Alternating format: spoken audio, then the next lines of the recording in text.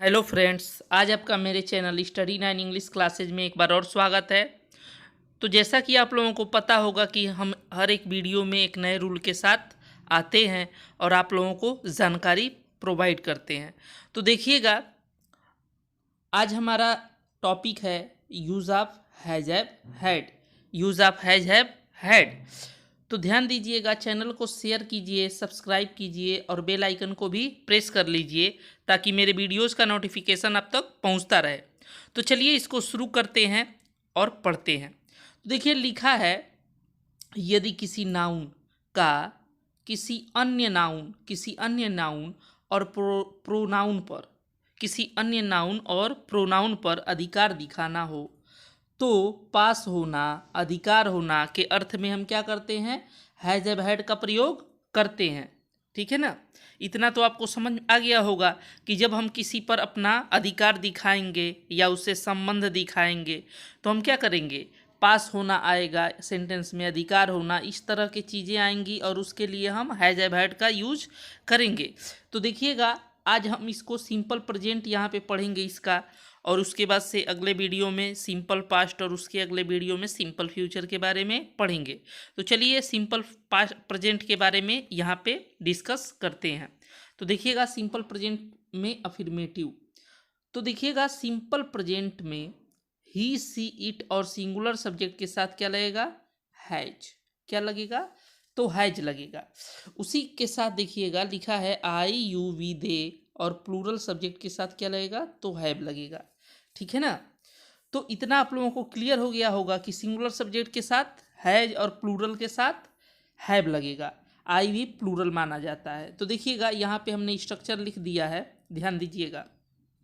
अब यहाँ ध्यान देने वाली बात है, देखिए लिखा है रवि के पास खिलौना है। रवि के पास खिलौना है। तो सबसे पहले देखिएगा, हमें देखना है यहाँ क्या दिखाया जा रहा है? अधिकार। ठीक है ना? और के पास है। ठीक है ना? आया है के पास है। तो अब हमको सबसे पहले क्या लिखना है? तो सब्जेक्ट है रवि, और रवि के बाद हमें क्या लगाएंगे? हम क्या लगाएंगे? तो हैज, क्योंकि रवि सिंगुलर है। ठीक है ना? और ये प्रेजेंट में है। तो Ravi has a toy. Ravi has a toy. उसी तरह से है मेरे पास छाता है। तो देखिएगा, मेरे की इंग्लिश आई होगी, माई नहीं। ठीक है ना? क्योंकि ये सब्जेक्ट के रूप में आया है। तो आई, और आई के साथ हम क्या लगाएंगे? तो हैव। और क्या है? तो an umbrella. I have an umbrella. चलिए आगे बढ़ते हैं, आगे देखते हैं। देखिए लिखा है उसके पास ढेर सारा ज्ञान है। देखिएगा, उसके पास है, प्रेजेंट में है। ठीक है ना? तो हम सबसे पहले क्या लिखेंगे? उसके की इंग्लिश हो जाएगी ही, क्योंकि ये सब्जेक्ट के रूप में आया है, ऑब्जेक्ट के रूप में नहीं आया है। तो हो जाएगा he has a lot of knowledge. He has a lot of knowledge. उसी तरह से देखिएगा, ढेर सारा का क्या होता है? A lot of. उसी तरह से नेक्स्ट सेंटेंस देखिएगा, लिखा है उन लोगों के पास बंदूक है। उन लोगों के पास बंदूक है। तो ध्यान दीजिएगा, उन लोगों की इंग्लिश हो जाएगी दे, और दे के साथ क्या लगेगा? तो have. They have a gun. They have a gun. ठीक है ना? आगे देखिएगा, लिखा है मेरे पास कुछ है। तो हो जाएगा आई हैव समथिंग। इसी तरह से है गाय के चार पैर होते हैं। देखिएगा, यहाँ के पास नहीं आया है, तो गाय के चार पैर होते हैं। तो इसका मतलब गाय और पैर के बीच में क्या दिखाया जा रहा है? अधिकार दिखाया जा रहा है। तो एक गाय के कितने पैर होते हैं? चार पैर। तो अ काऊ हैज 4 legs। उसी तरह से है मोहन के दो पुत्र हैं। मोहन के दो पुत्र हैं। तो हो जाएगा Mohan has 2 sons। Mohan has 2 sons। आगे देखिएगा, मेरा एक भाई है। तो हो जाएगा I have 1 brother। I have 1 brother। उसी तरह से है मेरी 2 बहनें हैं। तो हो जाएगा I have 2 sisters। I have 2 sisters। फिर है मेरे पास एक किताब है। तो I have a book. I have a book. उसी तरह से नेक्स्ट सेंटेंस देखिएगा, लिखा है उसके पास सब कुछ है। तो he has everything. He has everything. अगला सेंटेंस है उसके पास तुम्हारी किताब है। तो हो जाएगा he has your books. He has your books. ठीक है ना? चलिए आगे बढ़ते हैं और भी सेंटेंसेस को देखते हैं। लिखा है उनके पास हिंदी का ज्ञान है। तो हो जाएगा he has knowledge of Hindi. फिर है रवि के पास एक कार है, तो रवि और रवि के साथ क्या रहेगा, हैज, क्योंकि सिंगुलर के साथ हमेशा क्या लग रहा है, हैज ही लग रहा है, तो रवि हैज अ कार। मेरे पास एक घर है, तो I have a house, I have a house. देखिए ए को हम अ पढ़ते हैं, ठीक है ना। अब आप लोग छोटे नहीं हैं, आप उसे अ बोलिए, ठीक है ना। I have a house. देखिएगा रोहन के पास अपना खुद का बॉल है, बॉल का मतलब गेंद, ठीक है ना। तो हो जाएगा Rohan has his own ball, Rohan has his own ball. इसी तरह से उसके पास अंग्रेजी का अच्छा ज्ञान है, नॉलेज है, तो he has a good knowledge of English, he has a good knowledge of English. चलिए आगे देखते हैं। अब हम इसका निगेटिव देख लेते हैं। निगेटिव का मतलब नकारात्मक वाक्य जिसमें नहीं शब्द का बोध हो। तो देखिएगा इसको दो तरीके से बनाते हैं। एक तो हैज हैव के बाद नो लगाते हैं, और एक do not does sorry do does के साथ नॉट लगाते हैं, और उसके बाद से हैव रहेगा। ये दोनों तरीके से क्या होता है, सेंटेंसेज बनता है। तो ध्यान दीजिएगा, यहाँ पे लिखा है मेरे पास पैसे नहीं हैं, मेरे पास पैसे नहीं है। तो देखिए इसको हम दो तरीके से ट्रांसलेट कर सकते हैं। ये जो पहला स्ट्रक्चर है इसके अकॉर्डिंग देखिए हो जाएगा I have no money, I have no money. और दूसरा स्ट्रक्चर है तो देखिएगा डू नॉट का यूज हम करेंगे प्लूरल के साथ, और डज नॉट का यूज करेंगे सिंगुलर के साथ। तो आई do not have money, I do not have money. और सेकेंड वाले स्ट्रक्चर में हैव दोनों के साथ लगेगा, सिंगुलर हो या प्लूरल हो, ठीक है ना। अब देखिएगा इसी तरह से अगला सेंटेंस है उसके पास बंदूक नहीं है, उसके पास बंदूक नहीं है। तो देखिएगा पहला ये जो सेंटेंस है तो he does not have a gun, जैसा कि हम अभी अभी आपको ऊपर बताए हैं। और दूसरा वाला देखिएगा he has no gun, he has no gun. और ये तीसरा वाला जो है ये थोड़ा पुराना है, लेकिन इसको भी हमने रख दिया है। देखिए he has not a gun, हम इस तरह से भी बना सकते हैं। फिर अगला सेंटेंस है मेरे पास कलम नहीं है, तो हो जाएगा I do not have a pen, ठीक है ना। और सेकेंड स्ट्रक्चर से हो जाएगा आई हैव नो पेन।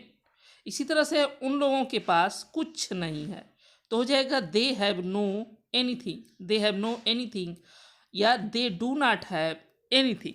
ये दोनों स्ट्रक्चर से बन रहा है। आप जो है कि वीडियो को पीछे करके देख सकते हैं स्ट्रक्चर। आगे देखिएगा, चलिए अब इंट्रोगेटिव को देख लेते हैं। तो लिखा है यदि क्या शब्द वाक्य के शुरू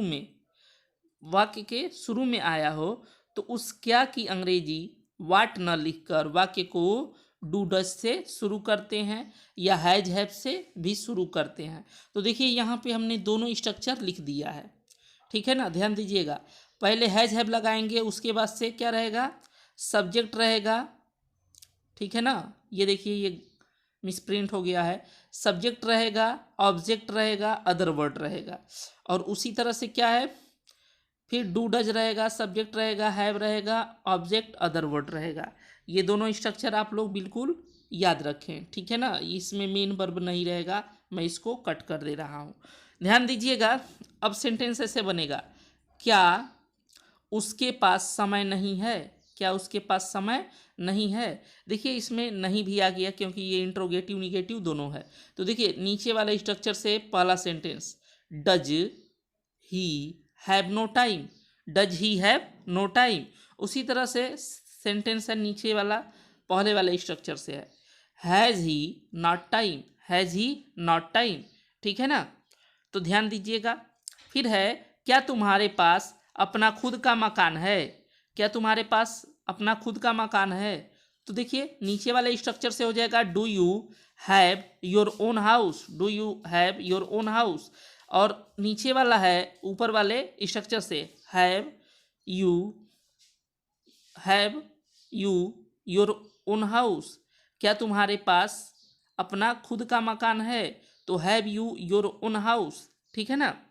अगला सेंटेंस देखिएगा, अगला सेंटेंस है क्या उसके पास एक कार है तो हो जाएगा does he have a car, और उसी तरह से हो जाएगा हैज़ ही ए कार। ठीक है ना। फिर देखिएगा लिखा है क्या रवि के पास कुछ नहीं है, तो हो जाएगा does Ravi have nothing, has Ravi nothing. ठीक है ना। नथिंग का मतलब हो जाता है कुछ नहीं। इसी तरह से है क्या तुम्हारे पास यहाँ आने के लिए समय नहीं है, तो हो जाएगा do you not have time, do you not have time to come here. उसी तरह से है have you no time to come here, have you no time to come here. अगला सेंटेंस देखिएगा, अगला सेंटेंस क्या है, अगला सेंटेंस है क्या उसके पास मोबाइल है, तो हो जाएगा does he have a mobile. क्या तुम्हारे पास धैर्य है, तो डू यू हैव पेशेंस। सब कुछ उसी स्ट्रक्चर के अकॉर्डिंग ही बन रहा है। चलिए अब यहाँ देख लेते हैं, यहाँ पे क्या लिखा है। लिखा है यदि इंट्रोगेटिव वर्ड, ठीक है ना, वाक्य के बीच में आया हो तो इस इंट्रोगेटिव वर्ड की अंग्रेजी सबसे पहले लिखते हैं। ध्यान दीजिएगा, सबसे पहले उस इंट्रोगेटिव वर्ड की इंग्लिश लिख लेंगे, उसके बाद से do does subject have plus object other word question mark, और नहीं तो इस तरह से हो जाएगा interrogative word has have plus subject, ये मेन वर्ब नहीं रहेगा, ऑब्जेक्ट और अदर वर्ड। तो ध्यान दीजिएगा लिखा है तुम्हारे पास क्या है, तो हो जाएगा व्हाट डू यू हैव। ध्यान दीजिएगा सबसे पहले हमने व्हाट लिखा क्योंकि इसकी इंग्लिश कहाँ आई है, तो बीच में आई है। तो व्हाट और यू के साथ क्या लगेगा, डू, तो हमने डू रख दिया, फिर यू रख दिया और उसके साथ हैव भी है, तो व्हाट डू यू हैव ये पहले स्ट्रक्चर से है, और दूसरा है नीचे वाले स्ट्रक्चर से, तो सेकेंड स्ट्रक्चर से व्हाट हैव यू तुम्हारे पास क्या है। ठीक है ना। अब अगला सेंटेंस देखिएगा, अगला सेंटेंस है उसके पास कितनी किताबें हैं, तो how many books does he have, how many books does he have, ये फर्स्ट वाले स्ट्रक्चर से है और ये सेकेंड वाले स्ट्रक्चर से है how many books has he, how many books has he. उसी तरह से है तुम्हारे पास कार क्यों नहीं है, तो हो जाएगा why do you not have a car या why have you not a car, ये दोनों तरीके से बन जाएगा और दोनों स्ट्रक्चर हमने अभी अभी आपको पीछे बताया है। उसी तरह से है उसके पास अपना खुद का मकान क्यों नहीं है, तो हो जाएगा why does he not have his own house, और दूसरा सेंटेंस है why has he not his own house. दोनों तरीके से आप सेंटेंसेस को ट्रांसलेट कर सकते हैं। अब देखिएगा नेक्स्ट सेंटेंस है तुम्हारे पास अंग्रेजी का ज्ञान क्यों नहीं है, तो हो जाएगा why have you no knowledge of English या why have you not the knowledge of English. तो आज के लिए इतना ही, मिलते हैं अगले वीडियो में। चैनल को शेयर करें, सब्सक्राइब करें और कमेंट करके ज़रूर बताएं कि वीडियो कैसा लगा। धन्यवाद।